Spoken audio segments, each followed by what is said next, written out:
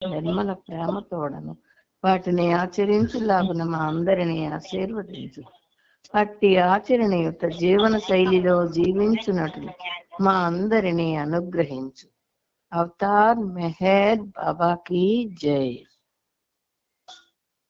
Avatar Meher బాబాకి జై. జై. శ్రీనివాసరావు గారు ఇంకా కలవలేదు, ఆయన ఫోన్ చేస్తే కలుపుదాం. ఈలోపు మనం చదవాల్సింది కొంత చదివించుకుందాం. అవతార్ మెహర్ బాబాకి జై. నువ్వు చెయ్యి అతని ఫోన్ ఉన్నారు లేదు. చేశాను ఆల్రెడీ. ఇప్పటికి 6 సార్లు 7 సార్లు చేశాను.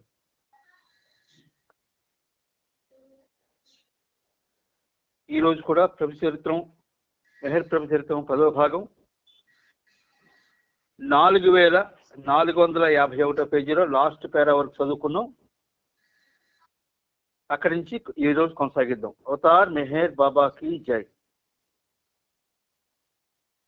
ఒక ప్రశాంత ప్రదేశంలో కొత్తగా కట్టిన ఒక ఇంటిని వారి కొరకు బైదుల్ ఏర్పాటు చేశాడు.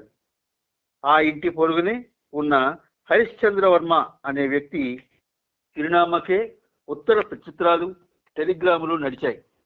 కాబట్టి అతనికి ఒక్కనికే బాబా అలహాబాద్ వచ్చినట్లు తెలిసింది. అతనిని మాత్రమే బాబా తన వద్దకు రావడానికి అనుమతించారు. అలహాబాద్ చేరుకున్న వెంటనే బాబా ఆ నగరంలోనూ దాని చుట్టుపక్కల ప్రాంతాల్లోనూ ఉన్న మస్తులను వెతకడం ద్వారా తన మస్తు కార్యక్రమం ప్రారంభించారు. అంతేగాక ఆ నగరంలోనున్న చుట్టుప్రక్కల ప్రాంతాల్లోనూ అనేక మందిరాలను, సమాధులను, దర్గాలను కూడా బాబా సందర్శించారు. ఆ సమయాన అలహాబాద్లో కుంభమేళా జరుగుతూ ఉంది. ఎక్కడెక్కడి నుండో అనేక మంది సాధువులు, భక్తులు అక్కడికి తరలి వస్తున్నారు. అలా కుంభమేళాకు వచ్చిన అనేక వర్గాల సాధువులలో నుండి 100 మంది సాధువులను ఏరిచ్, పెండు, బైదుల్ తీసుకువచ్చారు. జనవరి 9వ తేదీన బాబా ప్రతి సాధువు పాదాలపై తన శిరస్సును 50 సార్లు ఉంచి నమస్కరించారు. అలాగే ప్రతి సాధువుకు 50 రూపాయల చొప్పున ప్రసాదంగా ఇచ్చారు. ఆ తరువాత ఆయా ప్రాంతాల్లోని ఇతర సాధువులను, మహాత్ములను కలిసి రమ్మని బాబా తన మండలి వారిలో 10 మందిని పంపించారు. వారు వెళ్లే ముందు బాబా స్వయంగా ఆ 10 మంది మండలి వారి పాదాలపై 50 సార్లు తల ఉంచి నమస్కరించారు. వారు ఒక్కొక్కరు 50 మంది సాధువులకు ఈ విధంగానే నమస్కరించాలని బాబా ఆదేశించారు. అలా చేసినప్పుడు వారి ద్వారా తాను సాధువులకు మొక్కాలనే సంకల్పం అతి త్వరగా పూర్తి కాగలదని సూచించారు. ఆ విధంగా ప్రతి మండలి సభ్యుడు కుంభమేళా ప్రాంతానికి వెళ్లి 50 మంది సాధువుల పాదాలను తాకి నమస్కరించాక అందరూ బాబాతో కలిసి తమ నివాసానికి తిరిగి చేరుకున్నారు. బాబాదాస్ గెడ్డాన్ని పెంచి తెల్లటి పొడవైన కఫ్నీ వేసుకొని ఒక మహాత్ముని వలె అనేక మంది అమాయక ప్రజలను తప్పుతావ పట్టిస్తున్నాడు.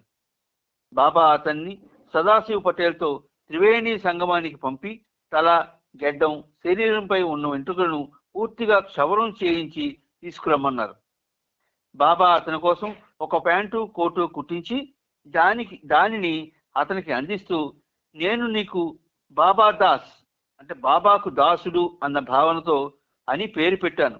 అందువల్ల నాకు నిజమైన సేవకునిగా సేవ చేస్తూ నీ పేరును సార్థంగా చేసుకో అని గట్టిగా మందలించారు. ఆ తరువాత బాబా తన ప్రణాళికలను సవరించారు. అంతకుముందు అనుకున్న విధంగా ఆయన అలహాబాద్లో 10 రోజుల పాటు ఉండాలి. కానీ ఆయన తలపెట్టిన పని జనవరి 10వ తేదీ నాటికి పూర్తి అయినందున ఇతర ప్రాంతాలకు కూడా వెళ్లి అక్కడి మస్తులను కలుసుకోవాలని, ఆ తరువాత తిరిగి ప్రజాదర్శన కార్యక్రమాలను కొనసాగించవచ్చని తలచారు. హైదరాబాదు, కలకత్తాలలో ఎక్కడికి వెళ్లాలా అని చర్చించారు. చివరకు మద్రాస్ అంటే చెన్నై వెళ్లాలని ఎంపిక చేసుకున్నారు. ఇక మండలి వారు ప్రయాణ సన్నాహాలు మొదలుపెట్టారు. ఆ రోజు సాయంత్రం బాబా తన మండలి వారితో అలహాబాద్ గొప్ప తీర్థయాత్రా స్థలం,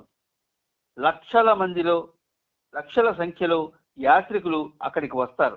కానీ అంతమంది యాత్రికుల్లో ఆధ్యాత్మిక మార్గంలో బాగా పురోగతి సాధించిన నికార్సైన సాధకులు నలుగురు మాత్రమే ఉన్నారు అని చెప్పారు. జనవరి 11వ తేదీ ఉదయం 4 గంటలకు మండలి వారు బాబా ఉంటున్న ఇంటి ముందు 12 గుర్రం బగ్గీలు వచ్చి నిలిచాయి. వారి వారి సామాన్లన్నీ టాంగాల్లోకి ఎక్కించి బాబా బృందం రైల్వే స్టేషన్కు బయలుదేరారు. ఖాళీగా ఉన్న రైలు పెట్టెలోకి అందరూ ఎక్కి కూర్చున్నారు. కదలడానికి సిద్ధంగా ఉన్న ఆ రైలు పెట్టెలోనికి చిల్లర వస్తువులను అమ్ముకునే వ్యక్తి రావడం జరిగింది. అతనితో బాబా బేరసారాలు చేయడం నిజంగా చూడముచ్చటైన సన్నివేశమే. చివరకు ఏవో కొన్ని వస్తువులు కొన్నారు. ఒక అణా కొరకు బేరం ముందుకు వెనుకకు సాగదీశారు. కడకు బాబా ఆ వ్యాపారి అడిగినంత సొమ్ము ఇవ్వనే లేదు. బాబా మౌనంగా ఉన్నప్పటికీ ఆయన హావభావ ప్రకటన ఎంత సహజంగా ఉందంటే చూసేవారికి ఆయన మౌనంగా ఉన్నట్లు అనిపించలేదు. ఏరిచ్ మొదలగు వారు బాబా అక్షర ఫలకం చూసి చెప్పినప్పటికీ ఆ వ్యాపారితో లావాదేవీలు అతి సహజంగా అనిపించాయి. అప్పుడప్పుడు బాబా రిక్షా వారితోనూ జట్కా బండి వాళ్ళతోనూ ఒక రూపాయి కోసం కూడా బేరాలాడుతూ ఉండేవారు. బాబాకు ఆ వ్యక్తికి ₹1 మాత్రమే తేడా ఉండేది. ఎలాగూ అతన్ని ఒప్పించడంలో ఎప్పుడూ కూడా బాబాదే గెలుపు. మరొక వైపు చూస్తే బాబా నడిచి వెళ్తున్న సమయాలలో దారిలో కనిపించే బీదవారికి తన 2 చేతులతోనూ వేల రూపాయలను పంచుతూ ఉండేవారు. అవతారుని పరస్పర విరుద్ధమైన స్వభావం అలా ఉండేది. ఈ రైలు ప్రయాణంలో కూడా మండలి వారెవరిని బాబా సరిగ్గా నిద్రపోనివ్వలేదు. అంతేగాక వారిని ఒక నాటకం ప్రదర్శించమన్నారు. బాబా సూచన విన్న మండలి వారందరూ బాబా వైపు ఆశ్చర్యంగా చూశారు. గత 5 రోజులుగా సరైన ఆహారం గాని నిద్ర గాని వారికి లేదు. అందువల్ల వారు పొరపాటుగా విన్నామా అనుకున్నారు. వారి పరిస్థితిని చూసి బాబా నా ఆదేశాలను విధేయతతో పాటించడంలో విఫలమయ్యారు. మీలో ఒక్కొక్కరికి కూడా నా ఆదేశం పాటించాలనే ఆలోచన లేదు అని తీవ్రంగా మందలించారు.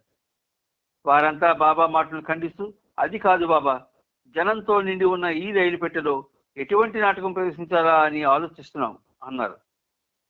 బాబా సరే అయితే ఆలోచించి చర్చించుకోండి, రేపు ప్రదర్శించండి అన్నారు. రైలు అర్ధరాత్రికి ఇటార్సీ చేరింది. అక్కడ వీరంతా మరొక రైలులోకి మారవలసి ఉంది. అర్ధరాత్రి కావడం వల్ల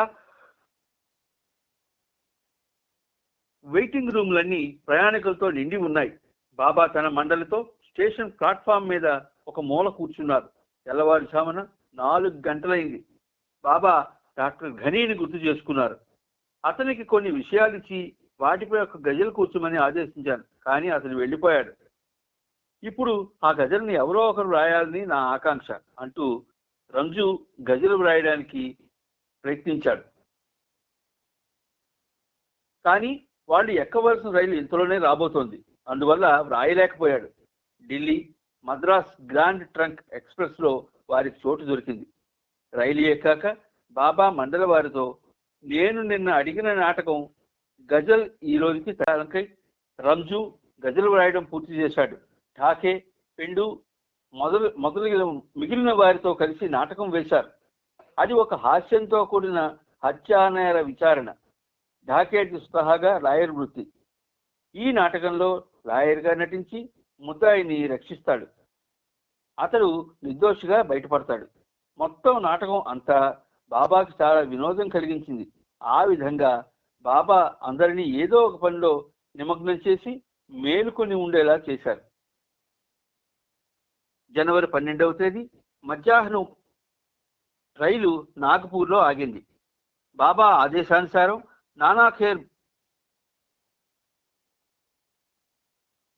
నానాఖేర్ బాబాకు భోజనం తెస్తూ స్టేషన్కు వచ్చాడు. అప్పుడు బాబాదాస్ వైపు వేలుతో చూపించి, నానాతో అతడెవరు అని బాబా అడిగారు. శుభ్రంగా గడ్డం గీసుకొని మంచి దుస్తులతో కనిపించిన బాబాదాస్ని నానా గుర్తించలేకపోయాడు. అతడెవరో చెప్పి బాబా నానాఖేర్తో, నువ్వు మాతో వచ్చేయి, టికెట్ విషయం ఏదో ఒకటి చేద్దాం అన్నారు. నానా కూడా అదే కోరుకున్నాడు. కానీ రైలు బయలుదేరిపోతుండగా బాబా మనసు మార్చుకొని అతను దిగిపోమ్మని చెప్పారు. జనవరి 13వ తేదీ సాయంత్రం వారంతా చెన్నై చేరుకొని సౌకర్యంగా ఉండే ఒక మంచి వసతి గృహంలో బస చేశారు. వారంతా ఎంతగా అలసిపోయారంటే రాత్రి భోజనం కూడా చేయకుండానే నిద్రలోకి జారిపోయారు. రైలులో బాబా, చెన్నైలో నేను ఒకానొక ఆంతరంగిక కార్యం పూర్తి చేయనిదే మీరు ఆహారం నిద్ర ఆశించకూడదు. నేను నా ప్రత్యేకమైన కార్యం కొరకు అక్కడికి వెళుతున్నాననే కానీ విహారయాత్రకు కాదు అని చాలా తీక్షణంగా చెప్పారు. జనవరి 14వ తేదీన చెన్నైలో బాబా చాలా దూరం నడిచి వెళ్ళి మస్తులను కలుసుకున్నారు. హిందువుల ఇంటిలో ఉంటున్న ఒక మస్తుని, మసీదులో ఉంటున్న ఒక వేరొక మస్తుని కలిశారు. బాబా కలిసిన 3వ మస్తు పేరు మోతీ బాబా. గతంలో కూడా బాబా ఈ మస్తుతో సాంగత్యం చేశారు. బాబా ఈ మస్తుని కలవాలని మొదటిసారిగా వెళ్ళినప్పుడు బాబాను లోనికి రానివ్వలేదు. ప్రస్తుతం అతడు ఒక సంపన్న మహమ్మదీయుల ఇంట్లో ఉంటున్నాడు. ఆ ఇల్లు సముద్ర తీరానికి దగ్గరలో ఉంది. చాలా కష్టం మీద అతని వద్దకు వెళ్ళగలిగారు. అతన్ని కలిశాక బాబా ఎంతో సంతోషంగా కనిపించారు. తిరిగి వచ్చి మండల వారిని, తొందరగా లోపలికి వెళ్ళి మోతీ బాబా చూసి రండి, త్వరగా వెళ్ళండి, మీకు మంచి విందు భోజనం సిద్ధంగా ఏర్పాటు కాబోతోంది అన్నారు. బాబా మోతీ బాబాను కలిసినప్పుడు అతడు, ఇప్పుడు వారిని భోజనం చేయనివ్వు, వారికి మంచి భోజనం పెట్టించు అన్నాడని మండలి వారికి తర్వాత తెలిసింది. బాబా ఆ రోజు తన పని పూర్తయ్యే వరకు తినడం త్రాగడం నిషేధించడానికి కారణం మండలి వారికి అప్పుడు తెలిసింది. మళ్ళీ ఆ రోజు రాత్రి కూడా బాబా మండలి వారిని నిద్రపోనివ్వలేదు. ఉన్న 10 మంది పురుష సహచరులను రానున్న 36 గంటలు మెలకువగా ఉండాలని ఆదేశించారు. వారు మరునాడు బాబా వెంట బస్సుల్లోనూ ట్రామ్ కార్లలోనూ మస్తుల కోసం వెతుకుతూ బయలుదేరారు. మోతీ బాబాతో పనిచేసిన తర్వాత బాబా తన కార్యక్రమ వేగం తగ్గించుకున్నారు. ఆ తర్వాత కలిసిన మస్తుల్లో చెప్పుకోదగ్గ మస్తు అరబ్ షా ఒక్కడే. అలా చెన్నైలో బాబా మస్తు కార్యం ఉన్నట్లుండి ముగిసింది. బాబా మద్రాసుకు వచ్చారన్న వార్త అక్కడ కూడా ఎవరికి తెలియనివ్వలేదు. స్థానిక ప్రేమికులు బాబా వద్దకు వచ్చి బాబా పనికి ఆటంకం కలిగించకూడదనే ఉద్దేశంతో బాబా మద్రాసు రాక గురించి అలా చేశారు. బాబా రాకకు నెల రోజుల ముందే ఆంధ్రదేశమంతా అవతార్ మెహర్ బాబా కీ జై అనే జై జయ ధ్వానాలు మారుమ్రోగాయి.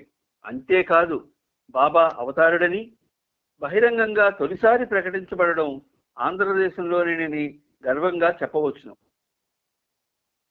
ఇప్పటి వరకు బాబా ఎక్కడికి వెళ్ళినా సద్గురు మెహర్ బాబాకి జై లేక శ్రీ మెహర్ బాబాకి జై అంటూ ప్రజలు ఆయన కీర్తించేవారు. కానీ ఆంధ్రదేశంలో చాలా మంది బాబాను అవతార పురుషునిగా అంగీకరించినందున ఇక్కడే తొలిసారిగా బాబాను అవతార్ మెహర్ బాబాకి జై అంటూ స్తుతించడం మొదలైంది.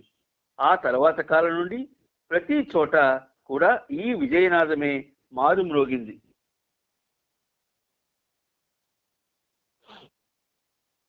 ఆంధ్రదేశంలో అవతార పురుషుని ఆహ్వానించడానికే ఘనమైన ఏర్పాటు చేసే హడావిడి కనిపిస్తుండగా, చెన్నైలో ఉన్న బాబా జనవరి 15వ తేదీ రాత్రి సంక్షోభం సృష్టించారు. ఆ రోజు రాత్రి మండలి వారంతా హాయిగా నిద్రపోతున్నారు. కానీ బాబాకు మాత్రం విశ్రాంతి లేదు. చివరకు తెల్లవారుజామున కొంచెం నిద్ర పట్టింది. ఆ రోజు త్వరగా ఆంధ్ర ప్రాంతానికి బయలుదేరవలసి ఉంది. కాబట్టి మండలి వారు ఆ రోజు త్వరగా కాబట్టి మండలి వారు ప్రయాణానికి ఏర్పాట్లు మొదలుపెట్టారు. వారు అటు ఇటు తిరుగుతూ ఆ పనులన్నీ చప్పుడు లేకుండానే చేస్తున్నప్పటికీ వారి కదలికలు బాబాకు నిద్రాభంగం కలిగించాయి. అంటే బాబాకు చాలా కోపం వచ్చింది. మండలి వారి మీద విరుచుకుపడ్డారు.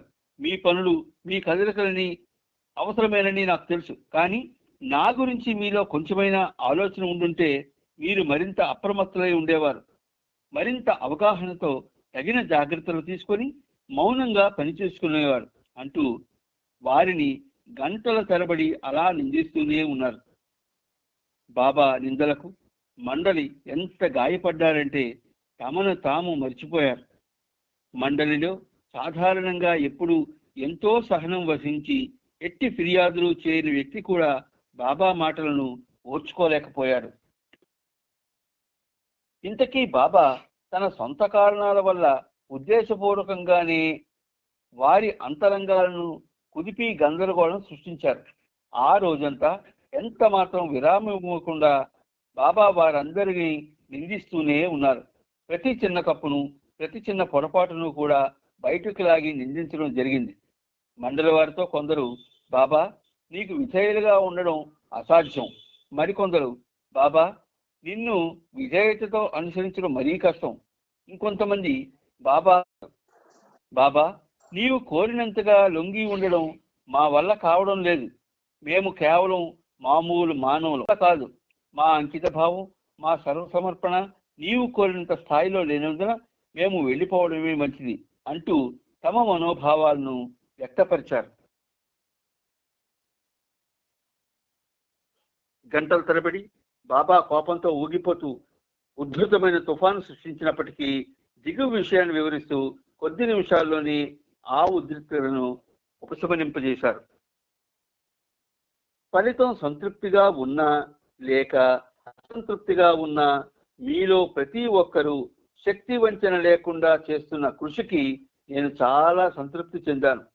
నా కోసం మీరు చేస్తున్నంతగా నేను కూడా నా గురువుకు చేసి ఉండేవాడిని కాదు. మీరు మేలుకొని ఉన్నప్పుడు మాత్రమే నేను ప్రశాంతంగా నిద్రించగలను.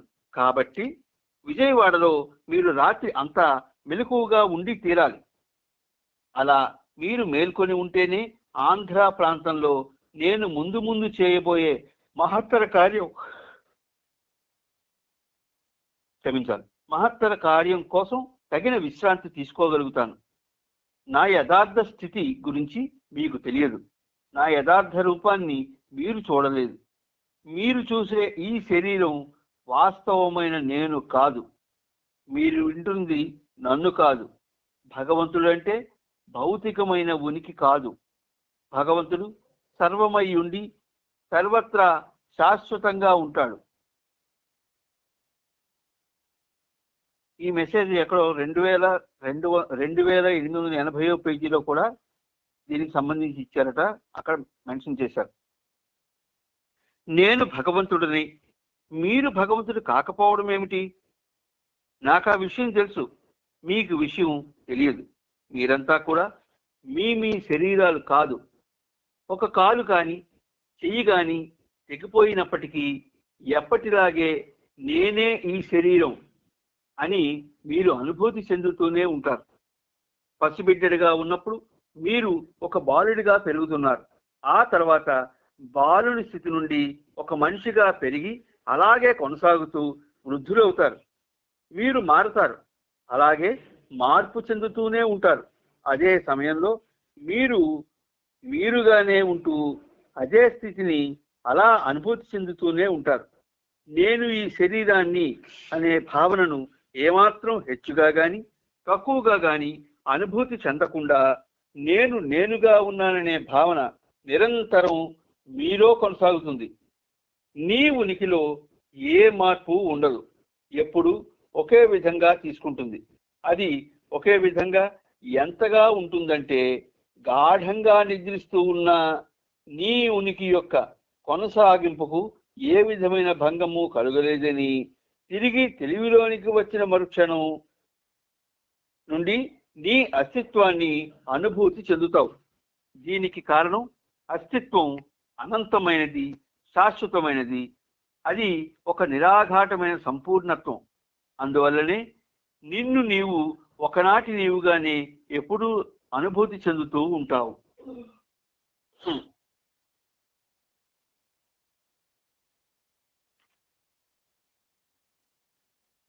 ఆంధ్రప్రదేశ్ దర్శన కార్యక్రమాలు